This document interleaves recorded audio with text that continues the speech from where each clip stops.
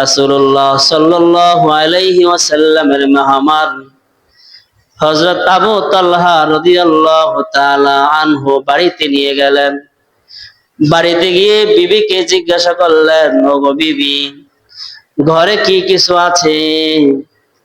আবু তালহা রাদিয়াল্লাহু তাআলা আনহুর স্ত্রী বলেন, ওগো প্রাণের স্বামী, আজকে আমাদের খাবার মতো কিছুই নাই, তবে আমাদের ঘরে আমাদের বাচ্চার জন্য একটু খাবার আছে। আবু তালহা রাদিয়াল্লাহু তাআলা আনহু বিবিকে কাছে নিয়ে বললেন, ওগো বিবি, আজকে আমাদের ঘরে যে মেহমান আসছে সেটা কোনো সাধারণ মেহমান নয়। এই মেহমান হলো মুহাম্মদুর রাসূলুল্লাহ সাল্লাল্লাহু আলাইহি ওয়াসাল্লামের মেহমান। জিবরাইল আলাইহিস সালাম বললেন, ওগো নবী, এতদিন পর্যন্ত আমি একাই আপনার কাছে এসেছিলাম, কিন্তু আজকে আমি একা আসি নাই, আমার সাথে আরেকজন আসছে। আমার সাথে কয়জন আছে? চারজন আসছে। কই আরেকজন তো নাই? আরেকজন আছে, আপনি যদি অনুমতি দেন তো কমাইতো। আপনি যদি কি দেন? আপনি অনুমতি দিলে কমাইও, আর অনুমতি না দিলে কম যাও, এখন না। তো কি এর অনুমতি? আল্লাহ চায় আপনি আল্লাহর সাথে সাক্ষাৎ করেন। আল্লাহ চায় আল্লাহ আপনি আল্লাহর সাথে কি করেন? এই জন্য মালাকুল মাউত দরজার সামনে দাঁড়িয়ে আছে। নবীজি বলে, ঠিক আছে, মালাকুল মাউতকে ঘরের ভিতরে আসতে দাও। বলো, মালাকুল মাউত যখন ঘরে আসে, আল্লাহর নবী কান্দা আরো বেড়ে গেছে। মুহাম্মদ সাল্লাল্লাহু আলাইহি সাল্লাম একটা সুন্দর, একটা শ্রেষ্ঠ সমাজ, একটা আদর্শ দেশ, একটা ইনসাফওয়ালা দেশ আল্লাহর নবী উপহার দিয়েছেন। সুবহানাল্লাহ। কেমন? যে একজনের কাছে, একজন সাহাবীর কাছে একটা বকরির মাথা আসছে হাদিয়া। একজন সাহাবীর কাছে একটা কি আসছে? হাদিয়া। মানে হাদিয়া হিসেবে আসছে যে সে গরিব মানুষ। তো যখন সাহাবীর কাছে মাথাটা আসছে, তার ঘরে কিছু নাই, তিনি মাথাটা নিয়ে, ওই যে বকরির মাথাটা হাতে নিয়ে চিন্তা করলেন যে আমি তো গরিব, কিন্তু আমার চেয়েও তো আরেকজন গরিব আছে। এই মাথাটা সরাসরি ওনার ছেলেকে দিয়ে বলছে, বাবা, এই বকরির মাথাটা, এটা আমার এখন প্রয়োজন নাই, আমার চেয়ে বেশি প্রয়োজন আমার অমুক ভাইয়ে, যাও দিয়ে আসুন। উনিও মাথা পেয়ে খুশি হয়েছে, আর নিজে নিজে ভাবতেছে আমিও গরিব, আমার ঘরে কিছু নাই, কিন্তু আমার চেয়েও অভাবী আমার আরেকটা ভাই আছে। তো ওই মাথাটা তার কাছে দিছে। হাদিসে বর্ণিত আছে, এরকম ভাবে মাথাটা 1 গড় 2 গড় 3 গড় 4 গড় 5 গড় করে 7 গড় ঘুরে আবার প্রথম ব্যক্তির কাছে এসে গেছে। সুবহানাল্লাহ। কার কাছে আইছে? ঘুরে ঘুরে ঘুরে ঘুরে। অথচ যিনি পাইছেন তিনি চাইলে নিজে খেয়ে ফেলতে পারতেন, উনি খান না। ওনার ভিতরে একটা মানবিকতা তৈরি হয়েছে, যেন আমার চেয়েও আরেকজন লোক কে আছে? অভাবী আছে। ওনাকে দিতে দিতে দিতে দিতে আবার তার কাছে কি আসছে, সে এই বকরির মাথাটা তিনি খেয়েছেন। এরকম একটা সুন্দর সমাজ আল্লাহর নবী উপহার দিয়েছেন। আরেকটি ঘটনা বর্ণিত আছে, একটি যুদ্ধের মধ্যে তুমুল যুদ্ধ হয়েছে, সাহাবায়ে কেরাম অনেক শহীদ হয়েছে, অনেক আহত অবস্থায় ওনারা যুদ্ধের ময়দানে ছটফট করতেছে। যুদ্ধের শেষ, কিছু কিছু সাহাবায়ে কেরাম এখন জীবিত আছেন। এর মধ্যে থেকে একজন সাহাবী বলতেছেন, পানির তৃষ্ণায় বলতেছে, পানি পানি পানি। পানি তো কাছে নেই। আরেকজন সাহাবী যখন পানির আওয়াজ শুনতে পেল, তো দৌড়ে বহু দূর, 1 থেকে 2 কিলোমিটার দূরে কূপ থেকে পানি এনে দৌড়ে পানি আনছে। পানি আইনা যখন একজন ব্যক্তি বলছে ভাই আমাকে পানি দাও, তো দৌড়ে গেছে, দৌড়ে পানির তৃষ্ণা, তার তৃষ্ণা লাগছে না, এই মুহূর্তে একটু পানি পেলে হয়তোবা তার জীবনটা বেঁচে যেত। পানি তৃষ্ণায় উনি হাতে নিয়ে উনি ভাবতেছে আমার চেয়ে মনে হয় আমার চেয়ে আমার ওই ভাই যে আহত তার বেশি প্রয়োজন। পানিটা নিজে না খাইয়া ওই আরেকজন সাহাবী যুদ্ধের ময়দানে শোয়া আছে তাকে দিছে। ওই যিনি পানি নিয়ে আসছে খাদেম, তিনি দৌড়ে গিয়ে ওনার কাছে দিছে, ভাই আপনি পানি খান। উনি পানি নিয়ে ভাবতেছে যে আমার চেয়ে মনে হয় আমার ওই ভাই বেশি আহত, তার বেশি পানির প্রয়োজন। এরকম একজন দুইজন, কয়জন?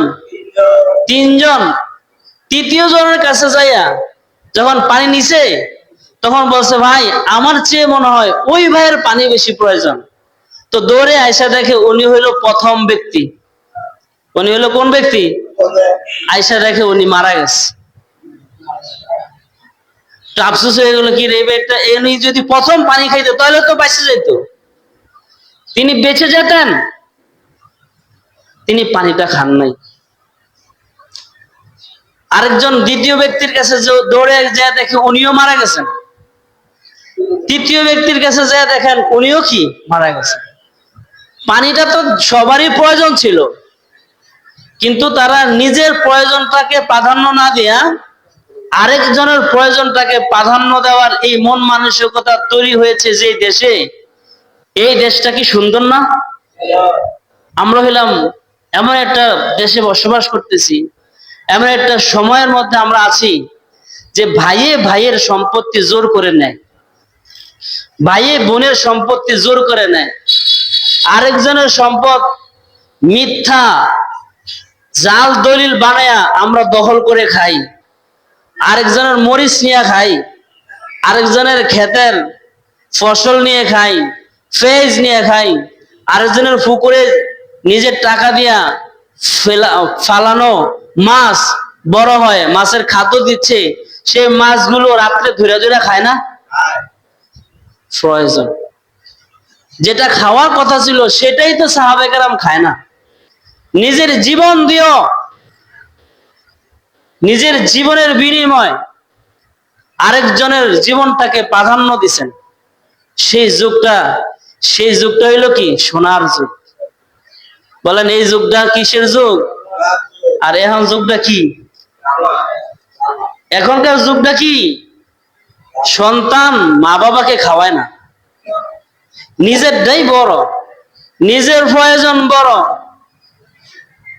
নিজের ভাই বিদেশে থাকে, লক্ষ লক্ষ টাকা কামাই করে, কিন্তু আপন ভাই আরেকজন গরিব, দিন আনে দিন খায়, তার দিকে নজর দেয় না। আছে না নাই? হ্যাঁ। সাহাবায়ে কেরাম, আল্লাহর নবী আইয়ামে জাহিলিয়াত প্রায় 200 বছর পর্যন্ত এই জাহিলিয়াতের চিন্তা ভাবনা মানুষের মধ্যে ছিল।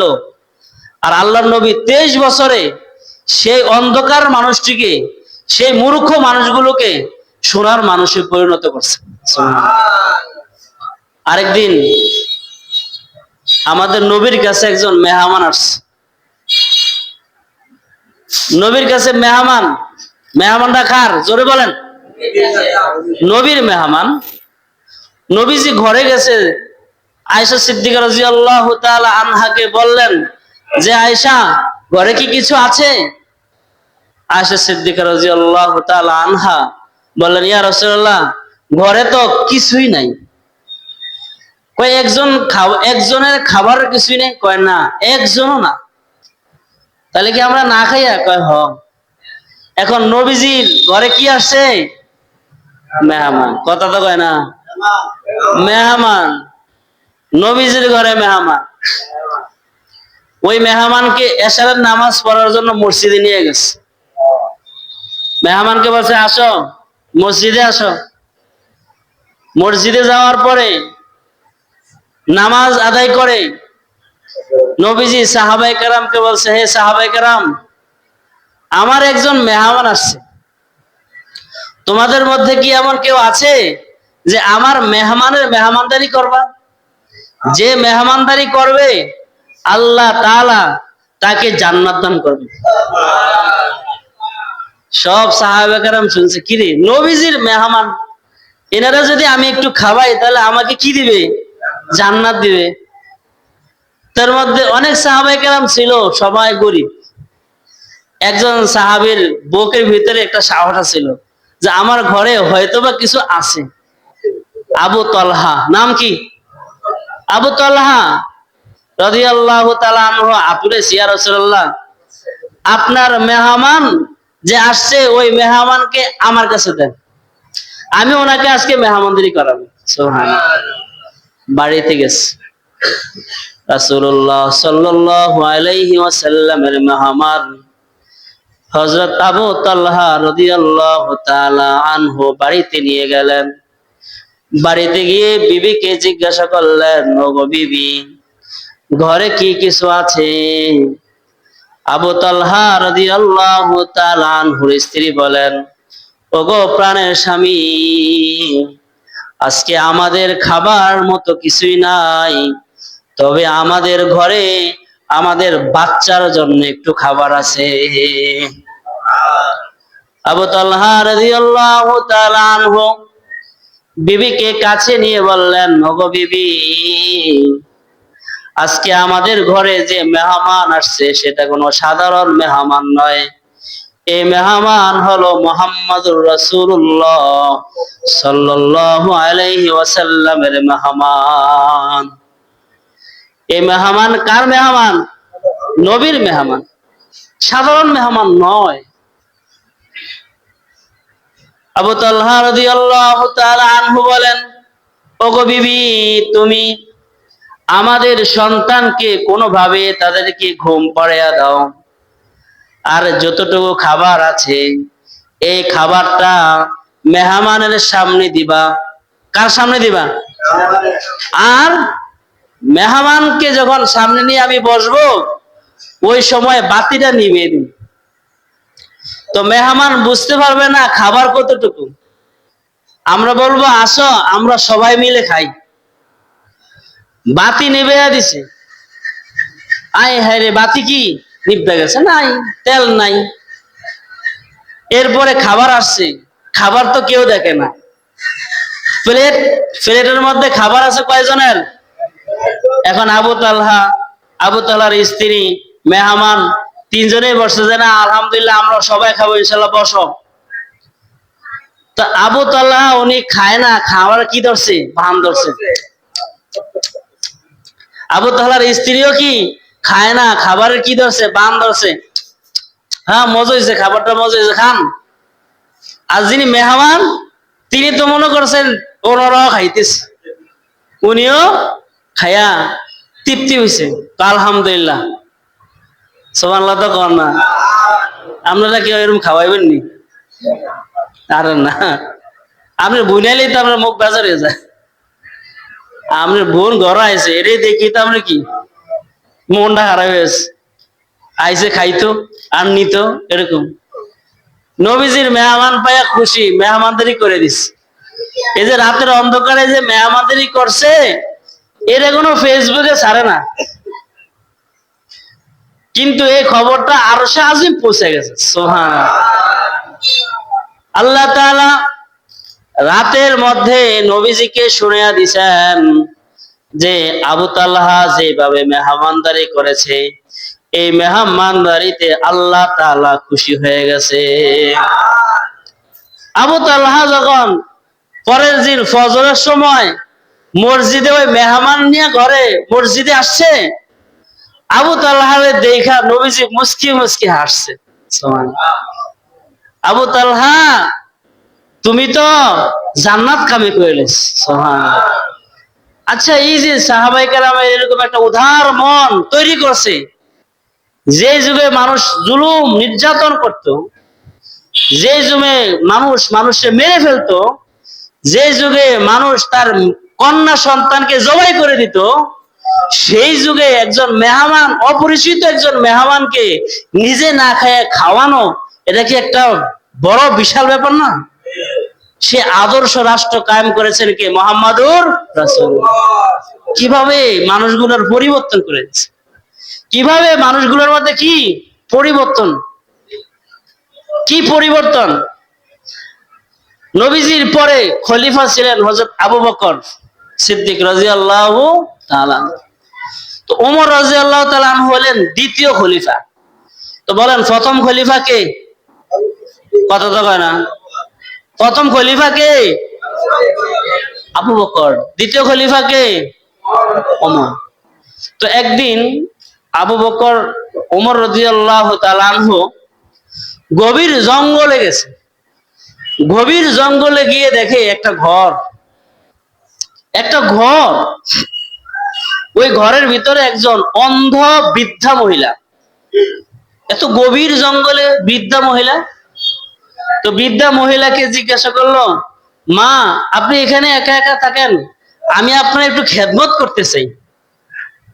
তো বৃদ্ধা মহিলা বলতেছে, বৃদ্ধা অন্ধ, তিনি বলতেছেন, বাবা তুমি তো আমার খেদমত করতে আসছো, আজকে কিছুক্ষণ আগে একজন আইসা আমার খেদমত করে গেছে, আজকে লাগবে না, তুমি কালকে আইসো।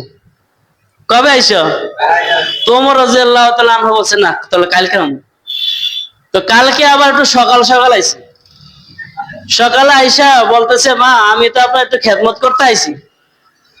আরে বাবা, আরেকজন লোক আমার প্রতিদিন যে খেদমত করে উনি আরো আগে আইসা খেদমত কইরা গেছে, আজকে আর আমার কোনো কিছু লাগবে না, তুমি কালকে আইসো। তো ওমর রাদিয়াল্লাহু তাআলা ভাবলেন, কি রে সকালে আইলাম তাও হয়ে গেছে। পরের দিন আবার একের ফজর নামাজ পড়িয়া নামছে ঘর থেকে, যায়া ভাবছে যে সবার আগে আমি। যায়া দেখে ওই দিনও ওই বৃদ্ধা মহিলা বলতেছে, বাবা যিনি প্রতিদিন আমার খেদমত করে উনি আইসা খেদমত করে চলে গেছে। কি রে ভাই, মহিলার খেদমত করে কে? জিনেনি নাকি? পরের দিন ফজরের আগে আইছে, আয়া দেখে যে হেও কাজ হয়ে গেছে। পরের দিন তাহাজ্জুদের সময় আইছে, আয়া দেখে হেও কি পরিষ্কার। এরপরে ওমর রাদিয়াল্লাহু তাআলা আনহু ভাবলেন, না আজকে আর কোনো পাই চাইতাম না, আজকে সামু কে এই কাজটা করে। এই মহিলার এই বনের ভিতরে আইসা একটা মহিলার এইভাবে খেদমত করে দেওয়া কে? ওমর রাদিয়াল্লাহু তাআলা আনহু এসা পরিয়ানো দাঁড়িয়ে রয়েছে সিফার মধ্যে, কে লোকটা আসে। দেখে গভীর রাতে একজন মাথার মধ্যে কাপড় দিয়া ওই ঘরের ভিতরে ঢুকিয়া মহিলার পরিষ্কার পরিচ্ছন্ন করছে। পরিষ্কার পরিচ্ছন্ন করে যখন বাইরে হয়েছে, আপনি কি? তখন ঘুমটা উল্টে দেখে আবু বকর সিদ্দিক রাদিয়াল্লাহু। ওই সময় আবু বকর রাদিয়াল্লাহু তাআলা কি ছিলেন? বাদশা ছিলেন, উনি প্রধানমন্ত্রী ছিলেন। উনি একজন প্রধানমন্ত্রী হয়ে একজন বৃদ্ধা নারীকে খেদমত করার যে জিম্মাদারি নিছেন। আমাদের দেশেও তো কত মন্ত্রী এমপি আইয়ার যায়, এরকম আসেনি কোনো। সেই রাষ্ট্রটাকে এত সুন্দর করে গঠন করেছে কে? মুহাম্মাদুর রাসূলুল্লাহ।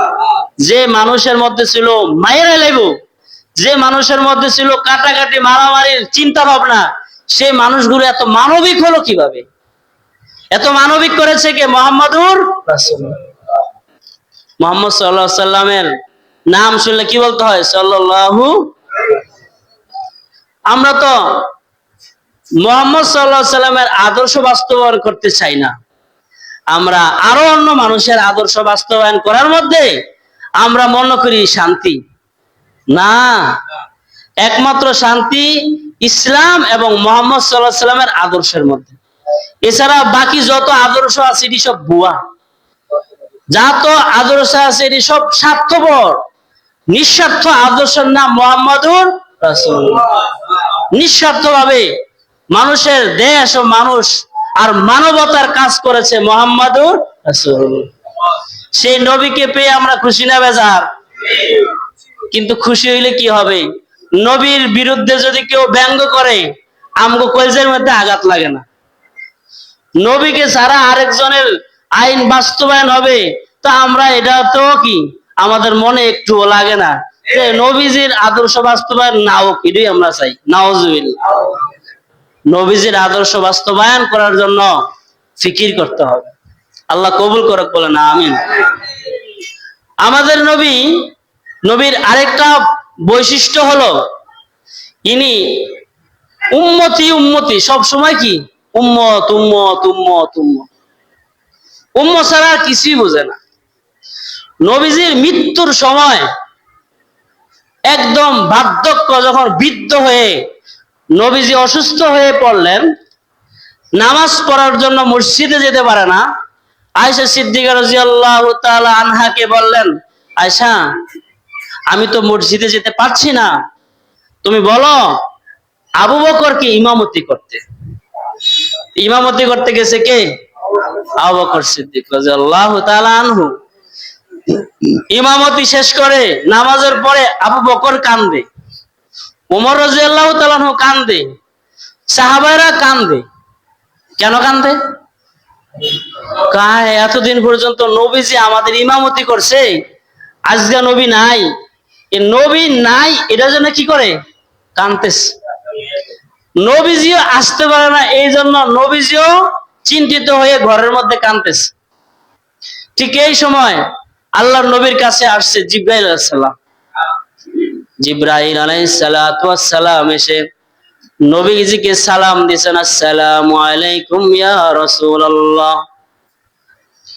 জিবরাইল আলাইহিস সালাতু ওয়াস সালামের সালামের উত্তর নেওয়ার পরে জিবরাইল আলাইহিস সালাম বললেন, ওগো নবী, এতদিন পর্যন্ত আমি একাই আপনার কাছে এসেছিলাম, কিন্তু আজকে আমি একা আসি নাই, আমার সাথে আরেকজন আসছে।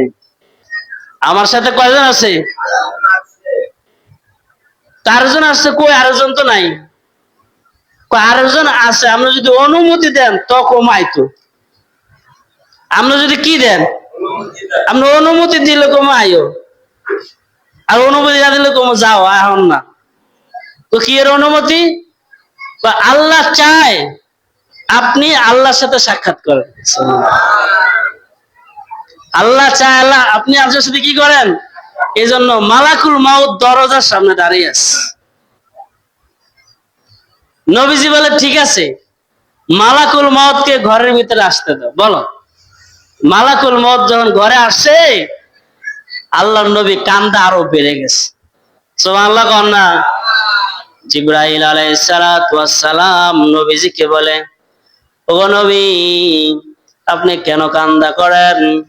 আপনি কি ফাতেমার জন্য কান্দা করেন? নবীজি বলেন, না। আপনি কি আপনার নাতি, ছোট ছোট নাতি হাসান হোসাইনের জন্য কাঁদতেছেন? কয় না। তো আপনি কাঁদতেন কেন? আপনার আপন তো কলিজার টুকরো হইলো ফাতেমা, আপনার কলিজার টুকরো হইলো হাসান হোসাইন, এছাড়া তারা আপনার কলিজার টুকরা কেউ নাই। আপনি কান্না করেন কেন? বা আমি কাঁদতেছি, আমি চলে যাওয়ার পরে যদি আমার উম্মতকে আল্লাহ হঠাৎ ধ্বংস করে দেয়, আল্লাহ আমার উম্মতকে যদি হঠাৎ কি করে দেয়। অনেক জাতিকে আল্লাহ তাআলা ধ্বংস করেছেন হঠাৎ, কাউকে পাথর দিয়া, কাউকে কি দিয়া, কাউকে পানিতে ডুবাইয়া। যেমন হযরত নূহ আলাইহিস সালাম কিস্তির মধ্যে উঠছে, আর কিস্তিতে করে ওনার উম্মত যারা মুসলমান ছিল তারা বেঁচে গেছে, আজ যারা ঈমান আনে নাই তারা সবাই কি, সবাইকে আল্লাহ মেরে ফেলছে না? এরকম অন্যান্য নবীদের মতো লূত আলাইহিস সালামের বংশের মানুষরা জালেম ছিল। লূত আলাইহিস সালামকে বলছে, হে নবী, আপনি গ্রাম থেকে বের হয়ে যান। লূত আলাইহিস সালাম যখন গ্রাম থেকে বের হয়ে গেছে, তখন ওই জাতিটাকে আল্লাহ তাআলা আসমান থেকে পাথর মেরে শেষ করে দিছে। লূত আলাইহিস সালামের স্ত্রীও ছিল কাফের, বউও কি ছিল? কাফের ছিল। তো বউরে কইছে, আমার লগে আয়, আইলে পিছে চাইতে পারবি না, যদি পিছে চাস তাহলে অসুবিধা আছে। তো নবীর সাথে যখন রওনা দিছে, কিছুই হয় না। হঠাৎ করে দেখে দুরুম দারুম দুরুম দারুম, যখন পাথর নিক্ষেপ শুরু হয়েছে, তখন লূত আলাইহিস সালামের স্ত্রী একটু পিছিয়ে দিয়া চাইছে, পিছিয়ে চাইছে, সাথে সাথে তার মাথার উপরে একটা পাথর পড়ে এটাও মরে গেছে। তাহলে নবীজি চলে যাওয়ার পরে ওই রাষ্ট্রটা ধ্বংস করে দিছেন কে? আল্লাহ। নূহ আলাইহিস সালামও তার কারণে মানে যারা কাফের তাদেরকে একবারে ধ্বংস করে দিছে। আল্লাহ নবী বলতেছে, হে জিব্রাইল, আমি যদি যাই গিয়ে আল্লাহর লগে দেখা করতে, এই সময় যদি আল্লাহ তাআলা আমার উম্মত যারা এখনো আমার উপরে ঈমান আনে নাই তাদেরকে যদি আল্লাহ ধ্বংস করে দেয়, আমি চাই না তাদেরকে যেন ধ্বংস করে দেয়। তখন কোরআনে কারীম আল্লাহ তাআলা বলছেন, ওয়ামা কানাল্লাহু লিউআযিবাহুম ওয়া আনতা ফীহিম। হে নবী, আপনি যতদিন এই দেশে আছেন ততদিন পর্যন্ত আপনার উম্মতকে হঠাৎ করে ধ্বংস করে দেওয়া হবে না। তাহলে আল্লাহর নবী যতক্ষণ আছে ততক্ষণ পর্যন্ত নিরাপদ, কিন্তু আল্লাহর নবী চলে গেলে এই উম্মতের কি হবে? এই উম্মতের পেরেশানিতে কাঁদতেছে। আল্লাহ তাআলা জিবরাইল আলাইহিস সালামের মাধ্যমে সান্ত্বনা দিয়েছেন, হে নবী, আপনি টেনশন করেন না, আপনার উম্মতকে হঠাৎ করে কোনো আযাব দিয়ে ধ্বংস করে দেওয়া হবে না। সুবহানাল্লাহ। মৃত্যুর সময় আমাদের নবী কার টেনশন করছে? উম্মতের টেনশন করছে। আমরা কিসের টেনশন করি? আর পৃথিবীতে এমন কোন মহামানব আছে যে ব্যক্তি আমাদের জন্য টেনশন করছে যে আমি থাকবো না, আমার পরবর্তী আনেওয়ালা উম্মত তাদেরকে হঠাৎ একটা আগুনের কয়লা দিয়ে তাদেরকে ধ্বংস করে দেওয়া হবে, তাদেরকে ভূমিকম্প দিয়ে ধ্বংস করে দেওয়া হবে? এটা আল্লাহর নবী চায় নাই। সে নবী হলো রাহমাতুল লিল আলামিন। আমার নবীর আর অনেক বৈশিষ্ট্য অভাব নাই। আর একটা বৈশিষ্ট্য হলো প্রায় 3000 মুজিজা আল্লাহ তাআলা আমাদের নবীকে দান করছেন। কয়টা মুজিজা? 3000 মুজিজা। একটা মুজিজা হইলো কোরআন, আর একটা মুজিজা কোরআন, আর একটা হইলো কি? চাঁদ দ্বিখণ্ডিত করা। বলেন, চাঁদ কি করে দেওয়া? চাঁদটাকে দুনিয়া থেকে, মাটিতে থেকে আসমানের চাঁদ 2 খণ্ড করে দেওয়া। যখন নবীজি মক্কার জমিনে আগমন করেন, ওই সময় গরিব মানুষগুলো নবীকে মানছে, কিন্তু যারা একটু ধনী, যারা একটু নেতা, তারা নবীরে মানে না। নেতারা কারে মানে না? এটা পাওয়ার, এটা ক্ষমতা আছে, এই ক্ষমতা দিয়ে আর নবীরে মানে না। এই ক্ষমতা চলে যাওয়ার ভয়ে তারা নবীকে মানে না। তারা বিভিন্ন রকমের কূটবুদ্ধি কই পাওয়া যায়? বুদ্ধি কোনায় আছে? মুহাম্মদের আটকারের মতো বুদ্ধি আসেনি কোনো জায়গা। তো বিভিন্ন জায়গা থেকে আবিষ্কার করে নতুন একটা বুদ্ধি আইন না নবীজিরে ট্রাই করতে চাই। কত এটা কি? দূর দূরান্ত থেকে যারা ইহুদি খ্রিস্টানের আলেম ছিল তাদের কাছে যা বলতো, আচ্ছা কোন এরকম একটা কঠিন প্রশ্ন করবেন যে কঠিন প্রশ্ন পৃথিবীর কেউ পারে না। তো এরকম একটা কূটবুদ্ধি লয়ে এসে ইহুদিদের থেকে যে যাও, যত জাদুকর আছে তারা জাদু ফিট করলে তাদের জাদু দুনিয়াতেই থাকে, আসমানে কোনো জাদু চলে না। এখন কি করবো? যদি যে লোক তোমার লাগে একটু ইয়া করে, মানে তোমার কথা শুনে না, নবী দাবি করে, তাকে যে বইল যে আসমানের চাঁদ যদি 2 খণ্ড করতে পারো তাহলে আমরা তোমার উপর ঈমান আনব। এই কূটবুদ্ধি লয়ে এসে কোন থেকে? ইহুদি মানে পণ্ডিত, অনেক বড় একজন পণ্ডিত, এর থেকে একটা কূটবুদ্ধি আইন না কাজা ধর্মাঙ্গ ইমাম সাহেবের সামু কয়দিন পর আমগো বিরুদ্ধে কয়, আজ যে ইমামের ধরু। নবীজি কয়দিন পর আমগো ভূতের মূর্তির পূজার বিরুদ্ধে কয়, আজ যা ধরু। যাইয়া তো একদিন বড় চাপ, এরকম অনেকগুলা নেতা কেতা যা ছিল সবাই মিলা, রে মোহাম্মদে কই উদ্দেশ্য কি? আচ্ছা ধরবো। ওই মোহাম্মদে আছে, নবীজি ওই যে ওখানে আছে, ওখানে গেছে। যে দেখে মোহাম্মদ সাল্লাল্লাহু আলাইহি সাল্লাম আর অনেক সাহাবায়ে কেরাম বসা, বলতেছে, মোহাম্মদ তোমার উপরে আমরা ঈমান আনতে চাই, তবে একটা প্রশ্ন, যদি তুমি এটা করে দিতে পারো তাহলে তোমার উপরে কি আনবো? ইমান আনবো। কি বলে? আসমানের যে ছাদটা দেখা যায় কি সুন্দর দেখছো নি? আসমানের ছাদটাকে তুমি 2 খণ্ড করে দিবে। এরা মনে করছে হযরত মুসা আলাইহিস সালামের লাঠি আছিল নি, মুসা আলাইহিস সালাম লাঠি দিয়া আঘাত করার সাথে সাথে সমুদ্রের পানিগুলা 12 ভাগ হয়েছে। লাঠি দিয়ে আঘাত করছে না 12 ভাগ হয়েছে। এরকম নবী যদি উনি কিছু করতে চায় তাহলে দুনিয়াত কিছু করতে পারবো, আসমানে করার ক্ষমতা নাই, এটা মনে করছিল। তার নবীজি বলছে কয় শিওর? কয় শিওর। কয় আমি এটারে 2 খণ্ড করে দিলে শিওর? কয় হ্যাঁ শিওর। ইমান আনবা? কয় একেবারে ফাক্কা কথা, ইমান আনমুই। নবীজি আল্লাহর কাছে দোয়া করছে, আল্লাহ এটা 2 খণ্ড করার ক্ষমতা তো আমার নাই, কিন্তু তুমি কিছুক্ষণের জন্য এটাকে 2 খণ্ড করে দিতে পারো।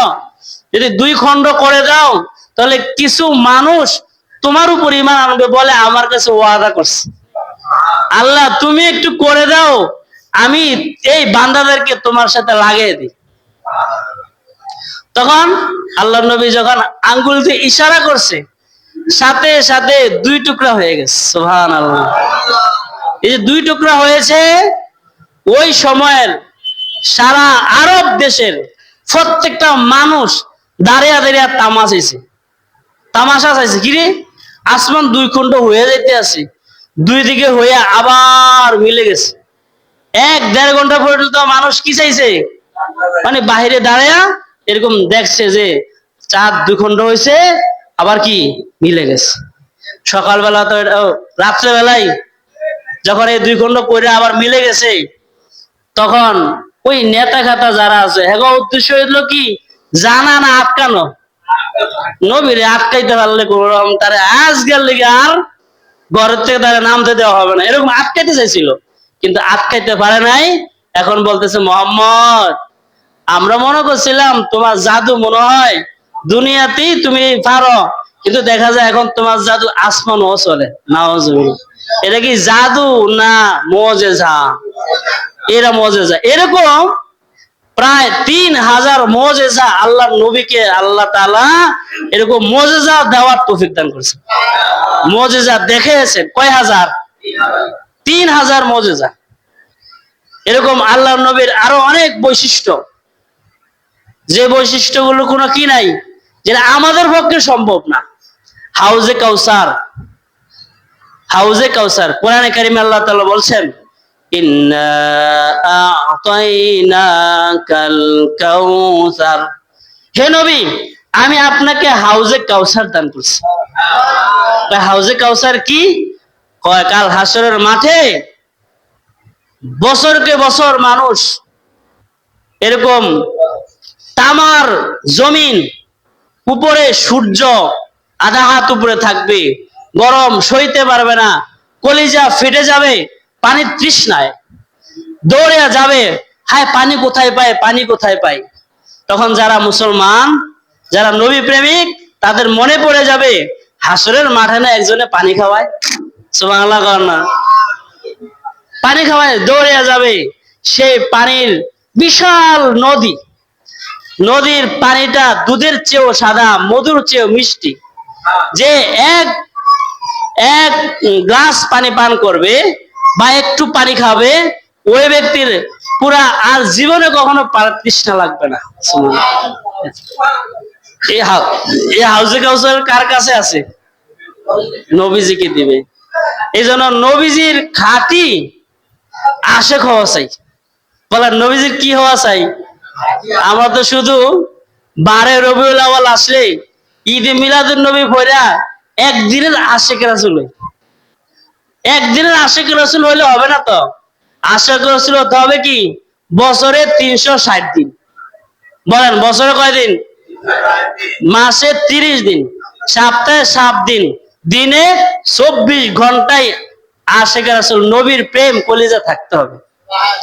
যাদের এই কলিজায় 24 ঘন্টা 7 দিন 7 দিন, আবার কি মাসে 30 দিন, বছরে কয় দিন? 360 দিন, 65 দিন পর্যন্ত প্রতি সময় প্রতিটা মুহূর্ত নবীর প্রেম আর ভালোবাসা থাকবে, নবীর আদর্শ নিয়ে চলবে। কাল হাসরের মাঠে যখন পানির তৃষ্ণা লাগবে, তখন নবীজি ইয়া উম্মতি করে টান দিয়ে আপনাকে এনে আপনাকে হাউজে কাউসারের পানি খাওয়াই দিবে। না একদিন খালি আশেকের রাসূল লইয়া টানাটানি করবে। না না, আমরা সব সময়ের জন্য বলেন, আমরা কি, আমরা ওই ঈদে মিলাদুন নবী একদিন না, আমরা সব সময়ের জন্য আসি।